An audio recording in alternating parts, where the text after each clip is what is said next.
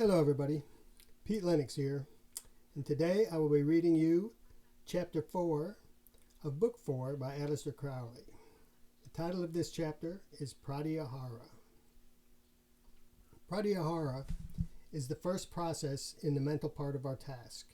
The previous practices, asana, pranayama, yama, and niyama, are all acts of the body, while the mantra is connected with speech. Pratyahara is purely mental. And what is Pratyahara? This word is used by different authors in different senses. The same word is employed to designate both the practice and the result. It means, for our present purpose, a process rather strategical than practical. It is introspection, a sort of general examination of the contents of the mind which we wish to control.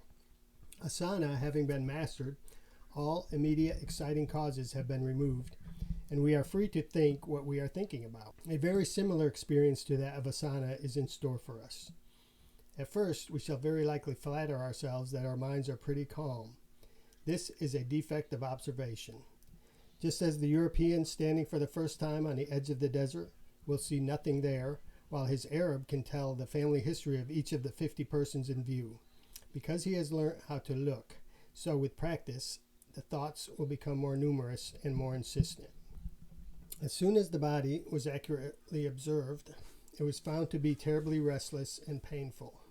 Now that we observe the mind, it is seen to be more restless and painful still. A similar curve might be plotted for the real and apparent painfulness of asana.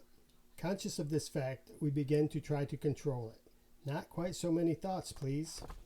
Don't think quite so fast, please. No more of that kind of thought, please. It is only then that we discover that what we thought was a school of playful porpoises is really the convolutions of the sea serpent. The attempt to repress has the effect of exciting.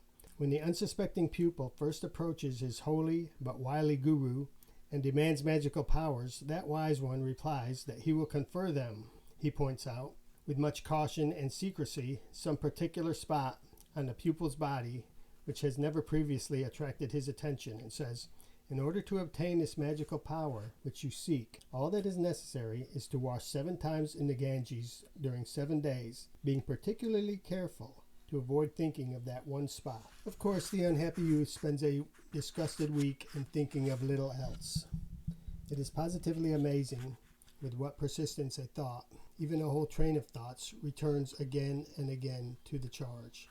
It becomes a positive nightmare. It is intensely annoying, too, to find that one does not become conscious that one has got on to the forbidden subject until one has gone right through with it. However, one continues day after day investigating thoughts and trying to check them. And sooner or later, one proceeds to the next step, dharana, the attempt to restrain the mind to a single object. Before we go to this, however, we must consider what is meant by success in Pratyahara. This is a very extensive subject, and different authors take widely divergent views. One writer means an analysis so acute that every thought is resolved into a number of elements. See The Psychology of Hashish, Section 5 in Equinox 2. Others take the view that success in this practice is something like the experience which Sir Humphrey Davy had as a result of taking nitrous oxide, in which he exclaimed, "The universe is composed exclusively of ideas."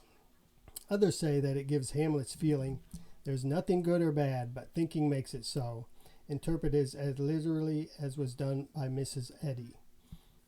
However, the main point is to acquire some sort of inhibitory power over the thoughts.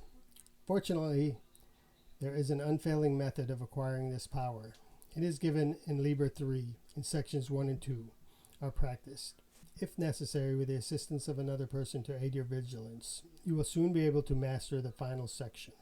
In some people, this inhibitory power may flower suddenly in very much the same way as occurred with asana. Quite without any relaxation of vigilance, the mind will suddenly be stilled. There will be a marvelous feeling of peace and rest, quite different from the lethargic feeling which is produced by overeating. It is difficult to say whether so definite a result would come to all or even to most people. The matter is one of no very great importance. If you have acquired the power of checking the rise of thought, you may proceed to the next stage. The end of chapter 4.